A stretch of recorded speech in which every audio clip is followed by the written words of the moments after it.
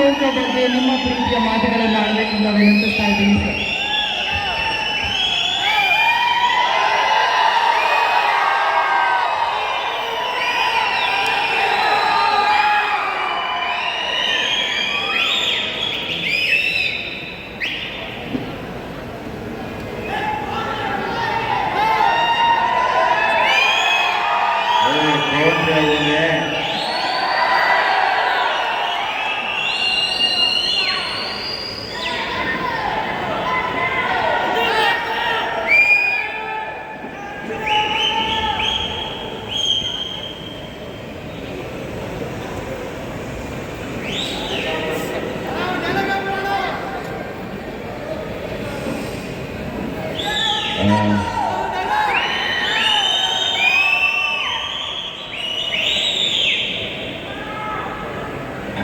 Rice of Ashoka ನಮ್ಮ ಸ್ನೇಹಿತರು ಹೇಳಿದಂಗೆ ಇದು ರೈಸ್ ಆಫ್ ಸತೀಶ ಆಗಲಿ ಅನ್ನೋ ಆಸೆ ನನಗೆ ಆಗತ್ತೆ ಕೂಡ. ಅದರದ್ದೆಲ್ಲ ಲಕ್ಷಣಗಳು ಕಾಣ್ತಾ ಇದೆ. ನಮ್ಮ ಕನ್ನಡದವ್ರು ನಾವು ಯಾರಿಗೂ ಏನು ಕಡಿಮೆ ಇಲ್ಲ ಅನ್ನೋದಕ್ಕೆ ಇವತ್ತು ನಮ್ಮ ಕನ್ನಡಿಗ ಈ ಸಿನಿಮಾನ ತೆಲುಗು ಮತ್ತು ತಮಿಳಲ್ಲೂ ಕೂಡ ಹೋಗಿ ನಿಂತು ರಿಲೀಸ್ ಮಾಡ್ತಾ ಇರೋದು ಇಡೀ ಕನ್ನಡಿಗರಿಗೆ ಹೆಮ್ಮೆ. ನಾನೊಬ್ಬ ಕನ್ನಡಿಗನಾಗಿ ತುಂಬ ಹೆಮ್ಮೆ ಪಡ್ತೀನಿ. Thank you sir. ನಮ್ಮ ಕನ್ನಡ, ನಾನು ಆವತ್ತು ಒಂದು ಸತಿ ಹೇಳಿದ್ದೆ, ಕನ್ನಡಿಗರಲ್ಲೇ ತಮಾಷೆ ಅನ್ಕೋಬೇಡಿ, ಕನ್ನಡಿಗರನ್ನ ಅಲ್ಗಳಿಬೇಡಿ ಅಂತ. ಕನ್ನಡಿಗರು ಯಾವುದಕ್ಕೂ ಕಡಿಮೆ ಅಂತ ಮತ್ತೆ ಮತ್ತೆ ತೋರಿಸ್ತಾನೆ ಇದ್ದೀವಿ. ಸೊ ಹಾಗಾಗಿ ನನಗೆ ಅದ್ರ ಬಗ್ಗೆ ತುಂಬ ಖುಷಿ ಇದೆ.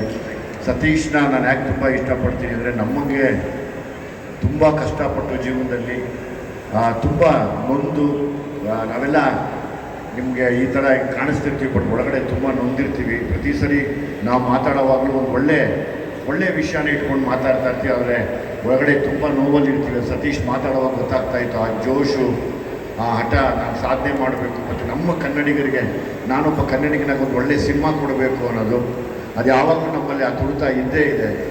ಹಾಗಾಗಿ ನಾನು ಇಡೀ ಆ ಟ್ರೈಲರ್ನ ನೋಡಿದಾಗ ನನಗೆ ಒಂದೇ ನಾನು ಖುಷಿ ಆಯಿತು. ಅಂದರೆ ಎಸ್, ಒಳ್ಳೆ ಸಬ್ಜೆಕ್ಟ್ನ ಮತ್ತೆ ತರ್ತಾ ಇದ್ದೀವಿ. ಯಾವಾಗಲೂ ಬೇರೆ ಬೇರೆ ಭಾಷೆಗಳಿಗೆ ಹೋಲಿಸಿ ಅದರಲ್ಲಿ ಆ ಥರ ಸಬ್ಜೆಕ್ಟ್ ಬಂತು, ಇದರಲ್ಲಿ ಈ ಥರ ಸಬ್ಜೆಕ್ಟ್ ಬಂತು ಅನ್ನೋ ಟೈಮಲ್ಲಿ ಒಳ್ಳೆ ಸಬ್ಜೆಕ್ಟ್ಗಳು ರೈಸ್ ಆಗ್ತಾ ಇದೆ ಅನ್ನೋ ಖುಷಿ ನನಗೆ ತುಂಬ ನನಗೆ ಮನಸ್ಸಿಗೆ ಖುಷಿ ಕೊಡ್ತಿದೆ, ನೆಮ್ಮದಿ ಆಗ್ತಾ ಇದೆ.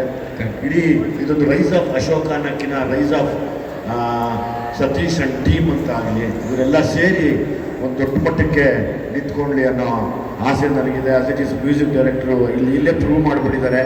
ಸೊ ಹಂಗಾಗಿ ಡೈರೆಕ್ಟರ್ ಆತ್ಮಕ್ಕೆ ಶಾಂತಿ ಕೋರ್ತಾ ಮಾಡಿದಂಥ ಎಲ್ಲ ಕಲಾವಿದರು, ನಮ್ಮ ಸಂಪತ್ ಆಗ್ಬೋದು, ಶೆಟ್ಟಿ ಆಗ್ಬೋದು, ಡ್ರ್ಯಾಗನ್ ಆಗ್ಬೋದು, ಇವರೆಲ್ಲ ಏನು ಆ್ಯಕ್ಟ್ ಮಾಡಿದ್ರೆ ನಿಮಗೆಲ್ಲ ಒಬ್ಬರು ಫೈಟ್ರು. ನಮ್ಮ ಸಪ್ತಮಿ ಗೌಡ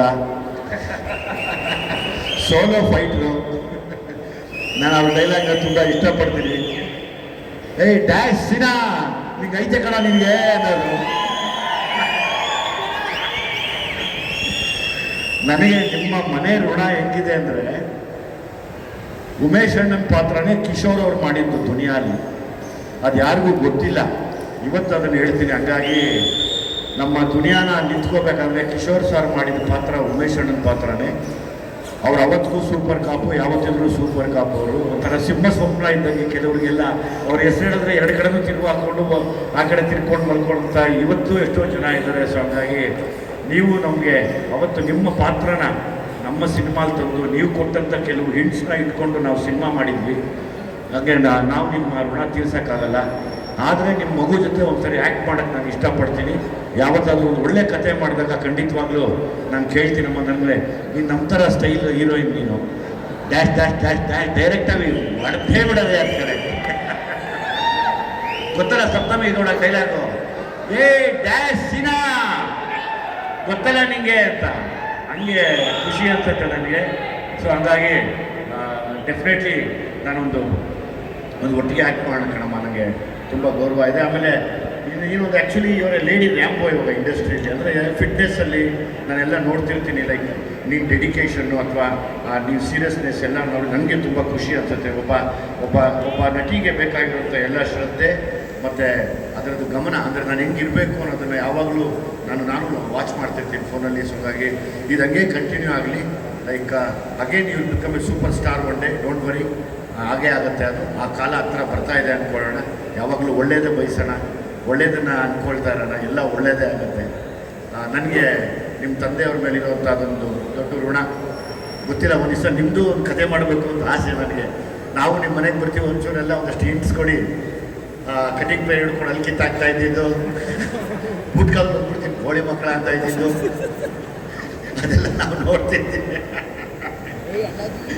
ಅದೇನೋ ಹೆಸರಿಟ್ಟಿದ್ರೆ ಅದಕ್ಕೆ ಆಪ್ರೇಷನ್ ಏನೋ ಅದೇನೋ ಇಟ್ಕೊಂಡಿದ್ರೆ, ಅದೇನೋ ಮರ್ತೋಗಿದ್ರೆ, ತುಂಬ ಚೆನ್ನಾಗಿದೆ ಅದು. ಸೊ ಹಾಗಾಗಿ ನಾವು ಬರ್ತೀವಿ, ನಾವು ಬಂದು ನಿಮ್ಮ ಹತ್ರ ಮಾತಾಡ್ತೀನಿ. ಇಡೀ ಟೀಮು ಇವತ್ತು ನನಗೆಲ್ಲದಕ್ಕಿಂತ ಹೆಚ್ಚಾಗಿ ಸತೀಶ ಹೊತ್ಕೊಂಡಿರೋವಂಥ ಹೊರೆ ನಾನು ಸುಮಾರು ವರ್ಷದಿಂದ ನೋಡ್ತಾ ಇದ್ದೀನಿ. ಸತೀಶನ ಮೇಲೆ ಯಾವಾಗಲೂ ತುಂಬ ದೊಡ್ಡ ಹೊರೆ ಇದೆ. ಅಂದರೆ ನಾನು ಬೆಳೆದು ನನ್ನ ಜೊತೆಲಿರೋರನ್ನ ಬೆಳೆಸಬೇಕು ಮತ್ತು ಜೊತೆಲಿರೋರಿಗೆ ಒಳ್ಳೆಯದಾಗಬೇಕು ಅಂತ ಬಯಸುವಂಥ ಒಂದು ಒಳ್ಳೆಯ ಜೀವ ಇದು. ಹಾಗಾಗಿ ನಾನು ಸದಾ ಒಳ್ಳೇದು ಬಯಸಿ ಈ ಸಿನಿಮಾ ದೊಡ್ಡ ಹಿಟ್ ಆಗಲಿ ಅಂತ ಹೇಳಿ ನಾನು ಜೊತೆಲಿ ಇರ್ತೀನಿ. ಇವತ್ತು ಇನ್ನೊಂದು ಅಂದರೆ ಎಲ್ಲರೂ ಹೀರೋಗಳೇ ಇದ್ದೀರಾ ಇಲ್ಲಿ, ಶೆಟ್ಟಿಯಿಂದ ಹಿಡಿದು ಎಲ್ಲರೂ ಹೀರೋ ಇದ್ದೀರಾ. ನೀನಾಗಲಿ ಯೋಗಿ ಆಗಲಿ, ಆದಷ್ಟು ಕೆಲವು ವಿಷಯಗಳಿಗೆಲ್ಲ ಒಂದಾಗಿ ನಾವು ಮತ್ತೆ ನಿಂತ್ಕೊಂಡು, ಆ್ಯಸ್ ಇಟ್ ಈಸ್ ನಮ್ಮ ಹೆಡ್ ಮಾಸ್ಟರ್ ಇಲ್ಲೇ ಇದ್ದಾರೆ. ಸೊ ಹಾಗಾಗಿ ಅವ್ರ ಪನಿಷ್ಮೆಂಟ್ ತುಂಬ ಮಣ್ಕಾಲೆಲ್ಲ ಉಳಿಸ್ಬಿಟ್ಟಿದ್ರು ನಮ್ಮನ್ನು. ಅವ್ರದ್ದೆಲ್ಲ ಕೇಳಿ ಇನ್ನೂ ಹಿರಿಯರಿದ್ದಾರೆ. ಒಂದಾಗಿ ನಿಂತ್ಕೊಂಡು ಯಾವಾಗಲೂ ಯಾವುದೇ ಸಿನಿಮಾ ಮಾಡಲಿ ಎಲ್ಲರೂ ದಯಮಾಡಿ ಬನ್ನಿ, ಎಲ್ಲರೂ ವಿಶ್ ಮಾಡಿ. ನಾನು ಬರಬಾರ್ದು, ನಾನು ಹೋಗಬಾರ್ದು ಅಂತ ಯಾವತ್ತೂ ಮಾಡಬೇಡಿ. ನಮ್ಮಲ್ಲಿ ಒಗ್ಗಟ್ಟಿಂದ ಇಲ್ಲದೆ ಇದ್ದಾಗಲೇ ಇನ್ನೊಬ್ಬರು ಬಂದು ನಮ್ಮ ಜೊತೆ ಆಟ ಆಡೋಕ್ಕೆ ಶುರು ಮಾಡೋದು.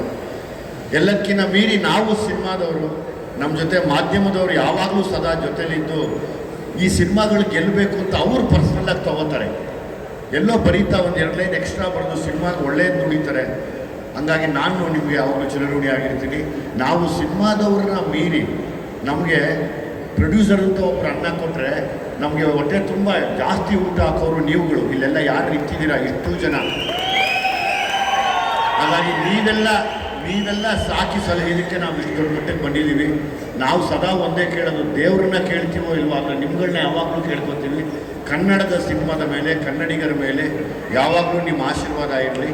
ಬನ್ನಿ, ಇವರೆಲ್ಲ ತುಂಬ ಜವಾಬ್ದಾರಿಯಿಂದ ಸಿನಿಮಾ ಮಾಡಿರ್ತಾರೆ. ಸುಮ್ಮನೆ ಈಗೆಲ್ಲ ಕಾಲ ಹೆಂಗೆ ಅಂದರೆ ಕಮೆಂಟ್ ನೋಡಿ ಕಮೆಂಟಿಗೆ ಕೌಂಟ್ರ್ ಕೊಟ್ಟು ಬದುಕುವಂಥದ್ದಲ್ಲ. ನೀವು ನೋಡಿ ಆಮೇಲೆ ಇನ್ನೊಬ್ರಿಗೆ ತಿಳಿಸಿ. ಇದು ಯಾವಾಗಲೂ ನಾವು ಮಾಡಬೇಕಾಗಿರೋದು, ಇದು ನಾವು ಕನ್ನಡಿಗರು ಮಾಡಬೇಕಾಗಿರೋದು. ನಿಜವಾದ ಕನ್ನಡಿಗ ಮಾಡುವಂಥ ಕೆಲಸನ ನಾವೆಲ್ಲರೂ ಮಾಡೋಣ. ಎಲ್ರಿಗೂ ಒಳ್ಳೆಯದಾಗಲಿ. Thank you very much. Thank you sir.